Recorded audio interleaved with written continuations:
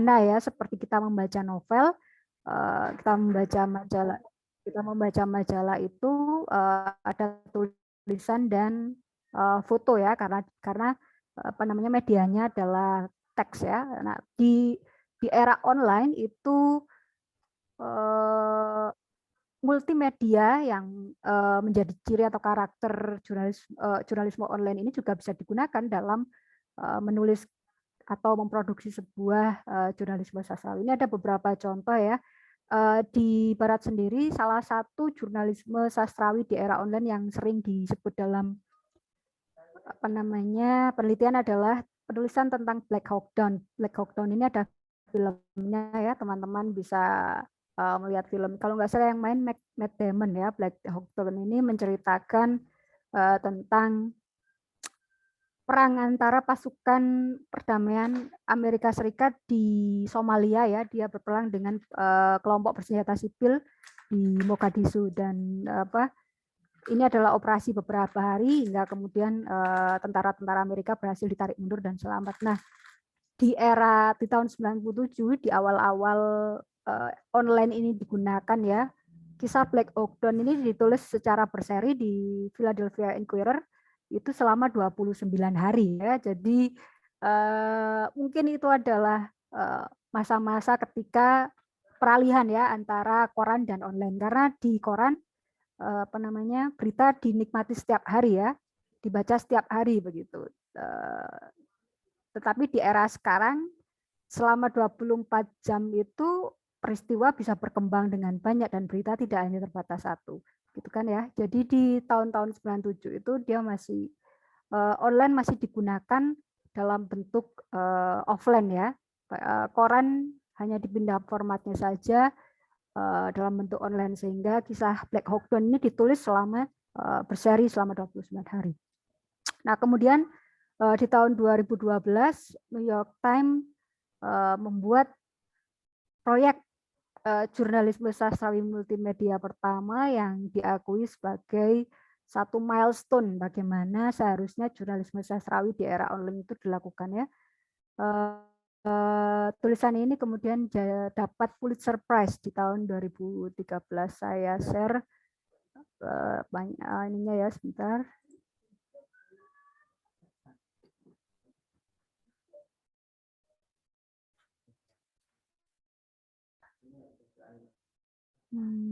Sebentar.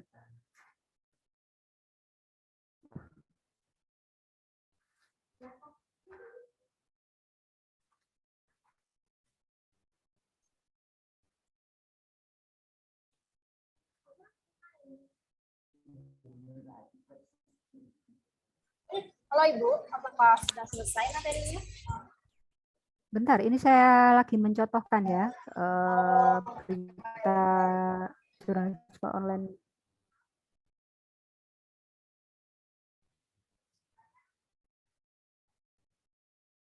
Nah, ini adalah sudah bisa dilihat? Apakah sudah bisa dilihat PPT saya? Sudah, Bu. Oke. Teman-teman bisa cek sendiri ya nanti ya, PPT-nya saya berikan ke panitia jika dibutuhkan. Nah, di New York Times ini adalah gabungan ya antara ini teman-teman bisa lihat bagaimana modelnya, dia dibentuk sebagai paralex ya, bagaimana teks itu bergeser tetapi layar halamannya tetap, nah seperti itu ya kan. Dia kemudian menggunakan video dari kesaksian. Ini adalah Avalanche, cerita tentang snowfall ya, apa namanya, bencana longsoran salju yang terjadi tahun 2011 dan menewaskan belasan mahasiswa. Bagaimana detik-detik itu terjadi ya, bagaimana di kondisi yang tenang kemudian terjadi snowfall itu ya. Dan tidak hanya cukup di satu peristiwa, dia juga pakai alur mundur ya. Dia menceritakan beberapa peristiwa di tahun-tahun lalu yang terjadi di spot yang sama. Dia pakai video. Kemudian sebentar ini ya, harus loading dulu.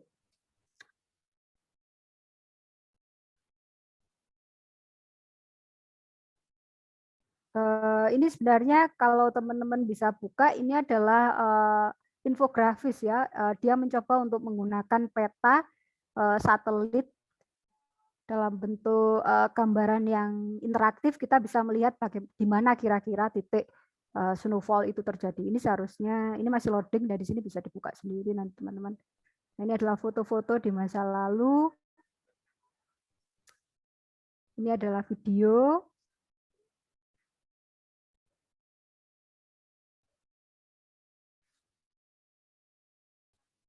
Nah, ini adalah foto-foto masa sekarang.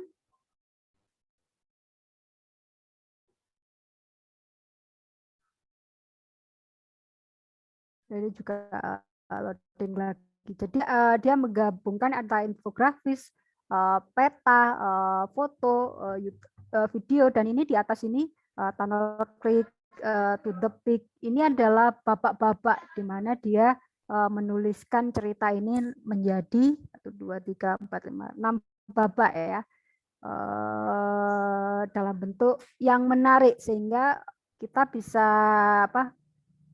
membaca sekaligus menggambarkan dengan lebih seolah immerse ya, terlibat di dalamnya dengan penggambaran dan berbagai teknologi yang digunakan. Nah, kemudian selain ini ada juga liputannya The Guardian soal kebakaran di Tasmania, tapi mungkin waktunya sudah hampir habis ya, jadi saya kembalikan lagi ke moderator. Nanti teman-teman bisa melihat sendiri kalau PPT saya bisa saya sampaikan ke panitia nanti untuk bisa diklik linknya. Terima kasih moderator, silakan. Baik, terima kasih Ibu buat materinya yang sudah sangat luar biasa pada sore hari ini. Nah Bu, ini sudah banyak nih yang bertanya dari teman-teman semua nih. Nah, ini ada pertanyaan untuk manajemen media nih. Dari Faruk Bitawai, bagaimana cara media bisa bekerja sama dengan instansi terkait seperti yang sudah dijelaskan. Nah, buat Bapak Ilham Thorik, mungkin bisa menjawab Pak dari pertanyaan dari Saudara Faruk ini.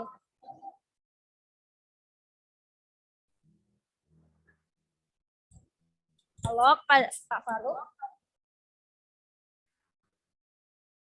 Halo, Pak Ilham Thorik.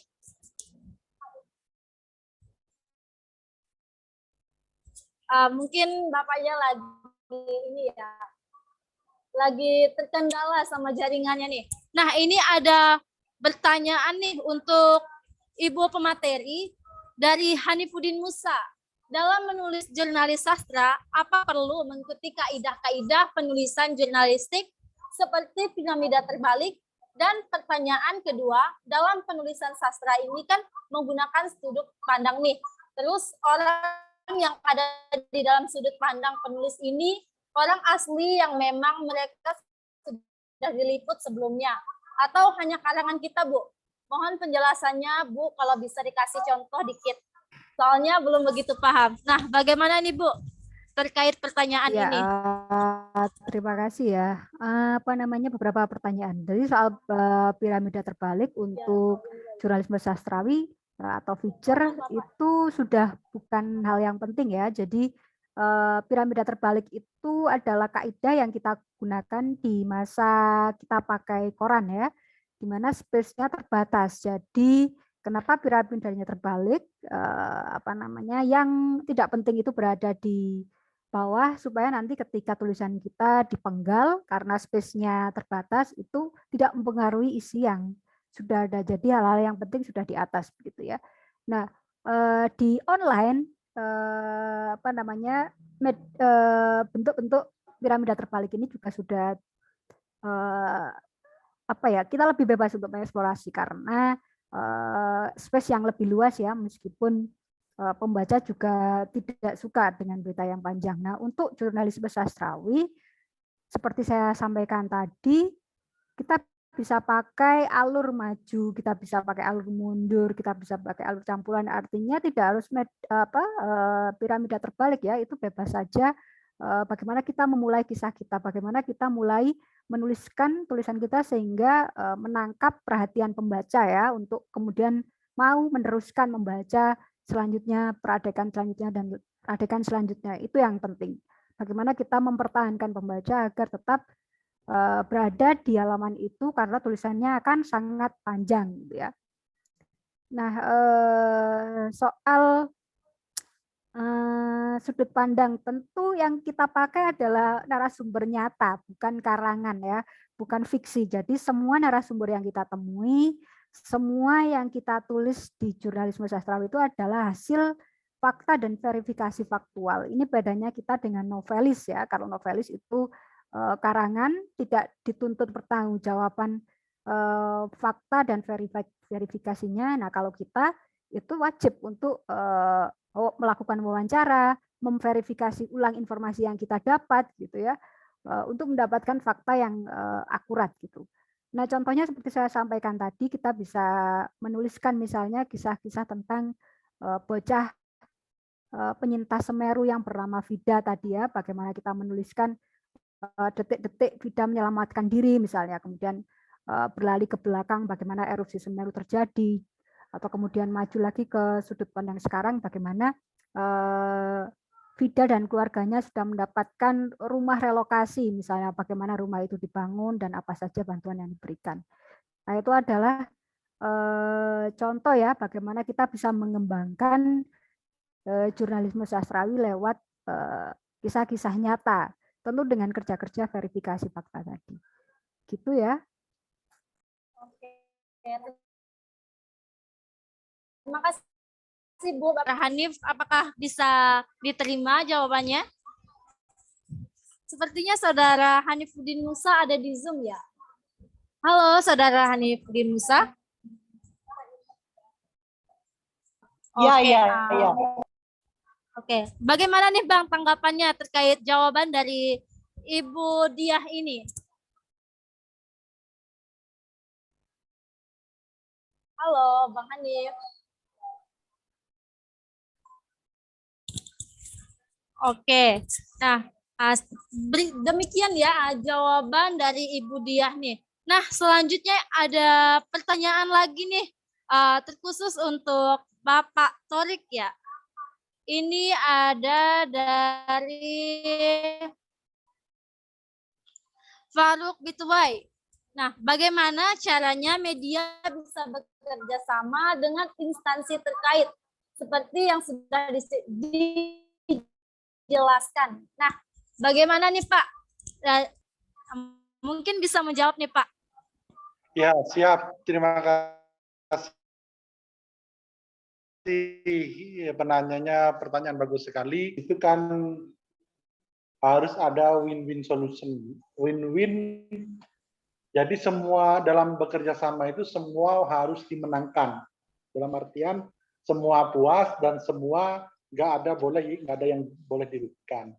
Nah, cara bekerja sama itu ya banyak macamnya. Pertama bisa dengan melalui kenalan dulu, silaturahim. Makanya di media kita salah satu nilainya adalah silaturahim. Lalu setelah kenal, memberi pelayanan ke mereka, memberitakan yang baik-baik. Lalu mereka kan sebenarnya instansi itu butuh mensosialisasikan, bukan merekayasa ya, bukan kita yang nggak ada, balu kita ada kan nggak, tapi memberitakan yang positif dari apa yang mereka lakukan. Nah, itulah. Lalu maka dari situ bisa terjalin kerjasama. Nah, contohnya kerjasama, ya dari situ, dari kita kenalan dulu, lalu kita menawarkan, intinya kan media ini kan perusahaan komunikasi, maka kita harus mampu mengkomunikasikan apa produk-produk kita, apa permasalahan dari klien, lalu kita memberikan solusinya. Contohnya kita pernah melakukan bekerjasama dengan Lantas Polres Kabupaten, yaitu memfoto orang yang pakai masker lengkap, pakai masker sesuai dengan pakai helm dan lain sebagainya sesuai dengan standar SNI, lalu kita foto, lalu kita publikasikan di media kita. Nah itu kan nggak ada yang dirugikan dari proses kerjasama itu, dan kita nggak perlu melaturkan, maksudnya yang nggak fakta kita tulis, ya nggak perlu seperti itu, karena kita yakin dengan kerjasama yang sama-sama untung, sama-sama mendapatkan manfaat itu kita bisa mendapatkan manfaat juga dari apa yang kita berikan manfaat kepada orang lain. Ya, intinya kan dalam bisnis itu sebagaimana ajaran di agama kita ya, bahwa bagaimana kita harus sikap jujur, nggak boleh merugikan orang lain, dan harus komitmen yang di awal yang kita janjikan ke mereka harus terlaksana. Seperti itu Mbak Asri kira-kira. Oke Bapak, terima kasih buat Pak jawabannya. Jadi yang bisa saya petik dari sini tadi itu kunci pertamanya itu kejujuran ya Pak? Ya betul, betul. Oke, nah buat Saudara Faruk, apakah bisa diterima jawaban dari Bapak?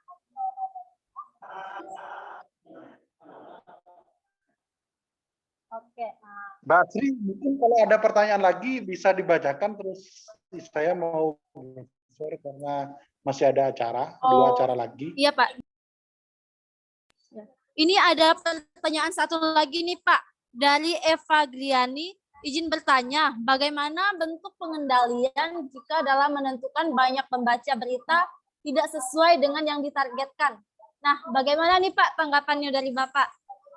Ya, maksudnya gimana ya pertanyaannya itu? Maksudnya bagaimana pembaca itu agar sesuai dengan yang kita sasar gitu ya? Iya Pak, kira-kira begitu. Ya, kalau media kita kan jelas kan yang kita usung adalah kan lokalitas. Tugu Malang.id dan Tugu Jatim, selain di Malang juga ada di berbagai daerah, di 5 daerah lain.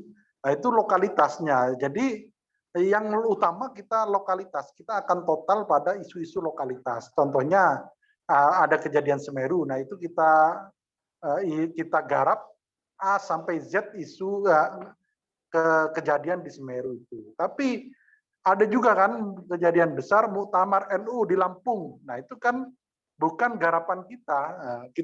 Kita harus menentukan target market kita. Kalau target market kita lokalitas, maka yang menyangkut dengan lokalitas itu harus kita garap secara maksimal. Kalau ada kejadian besar, tapi di Jakarta misalnya, kita nggak garap pun nggak masalah. Atau mungkin garap cuma sekali sambil lalu, ya boleh. Tapi kalau di Malang itu ada kejadian besar, ya harus kita all out di Malang, karena kita adalah media lokal.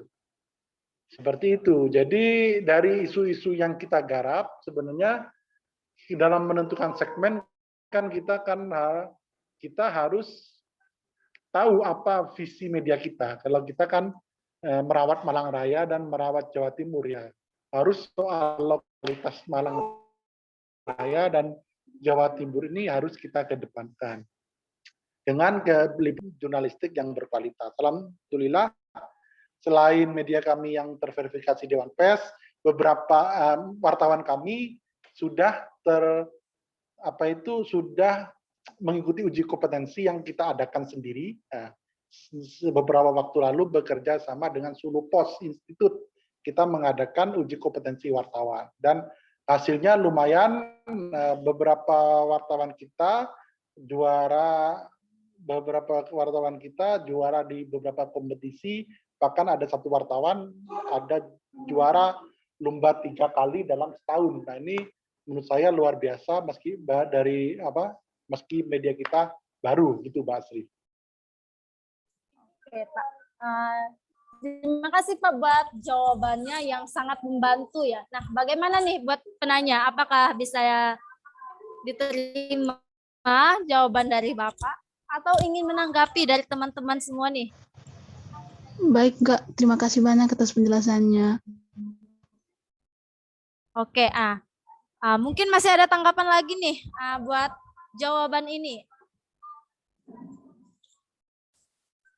Kalau nggak ada, saya izin pamit dulu Mbak Asri ya, karena ada 2 acara lagi yang sedang menunggu.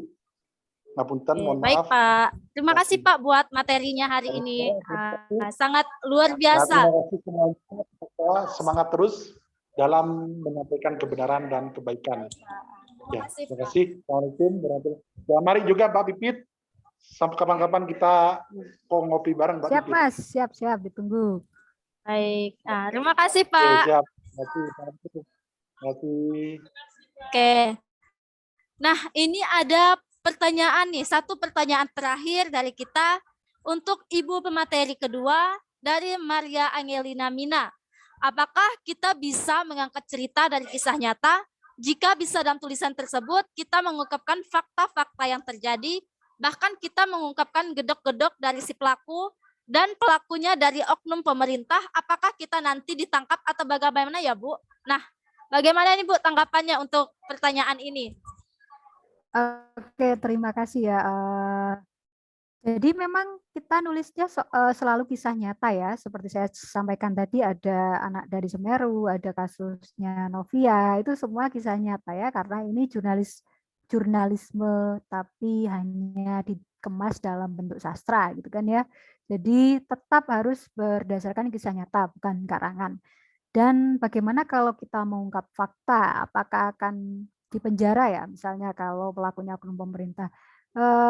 Di dalam kerja-kerja jurnalistik kita sudah dilindungi ya oleh Undang-Undang Pers nomor tahun 90 ya, nomor 44, dan banyak sekali kerja-kerja jurnalistik yang bersifat investigasi, karena itu ngomongin soal investigasi ya, bukan jurnalisme sastrawi ya, tapi investigasi juga bisa dikemas dengan gaya sastrawi, dan jurnalisme investigasi ini selalu menunjuk orang ya, harus menunjuk pelakunya. Karena dia bukan investigasi kalau tidak menunjuk siapa pelakunya ya. Jadi memang penunjukan pelaku itu penting. Maka seringkali orang yang ditunjuk itu adalah bagian dari pemerintah, karena kan fungsi-fungsi jurnalis ini kan untuk watchdog ya, anjing yang menggonggong ketika ada hal yang salah ya, untuk mengarahkan perhatian masyarakat kepada isu yang salah atau apa namanya,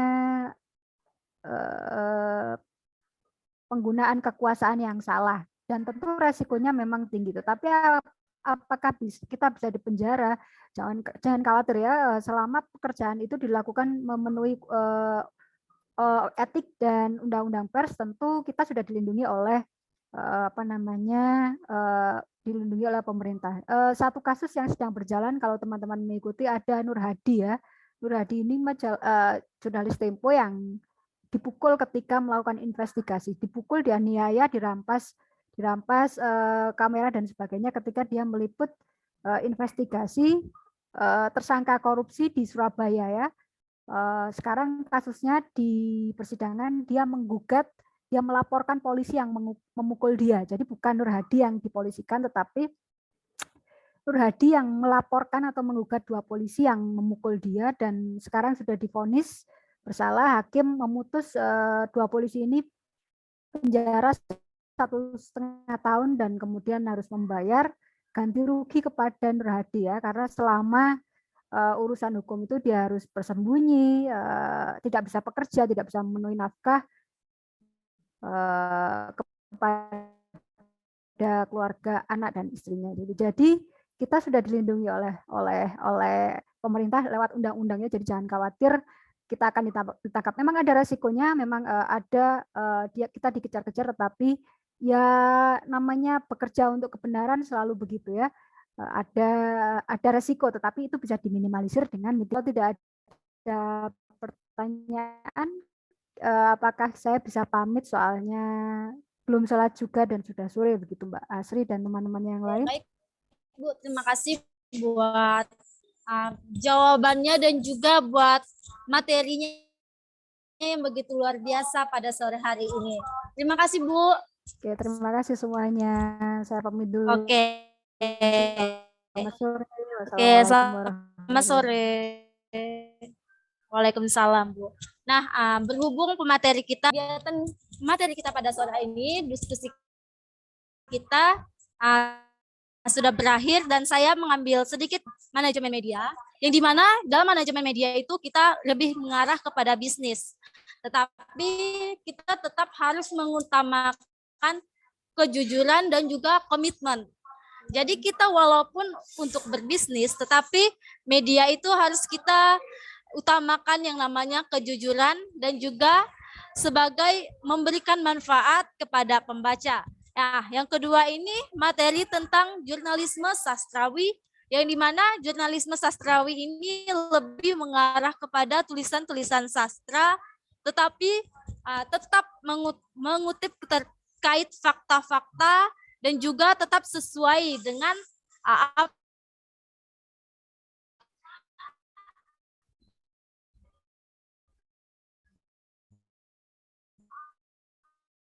apa yang sudah menjadi undang-undang pers begitu. Dan ini tadi ada yang bertanya nih, apakah nanti kita akan dipenjarakan kalau kita karena kita ada undang-undang pers dan juga dari pemateri tadi. Terima kasih. Dan saya selaku moderator pamit undur diri. Mohon maaf jika terjadi banyak kesalahan. Saya serahkan kepada MC.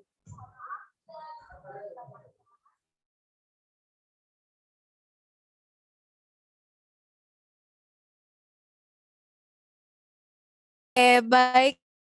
Terima kasih moderator yang sangat luar biasa. Mohon maaf ya teman-teman. Saya menggunakan layar dari moderator karena kebetulan jaringan saya koneksinya agak kurang bagus.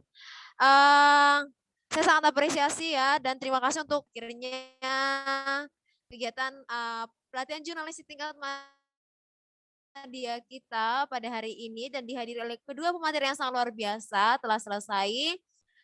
Terima kasih untuk partisipasi teman-teman semuanya dan juga saya ucapkan terima kasih juga kepada pemateri kita, ada Pak Irham dan juga Ibu Dia dan juga teman-teman ilmu komunikasi dan juga mungkin di luar dari mahasiswa ilmu komunikasi, teman-teman juga jaringan dari Papirus juga yang mungkin pada kesempatan ini telah hadir dalam kegiatan PJTM ini. Saya mengucapkan terima kasih.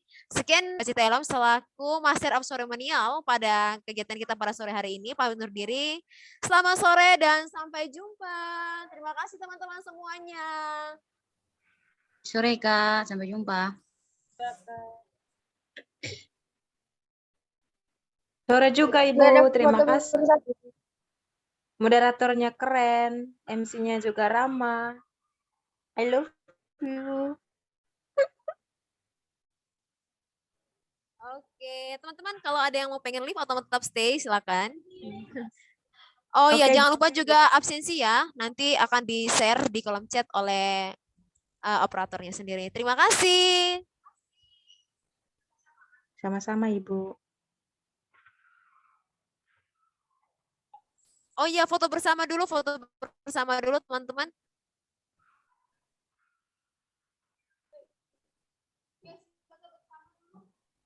Oke, saya hitung ya.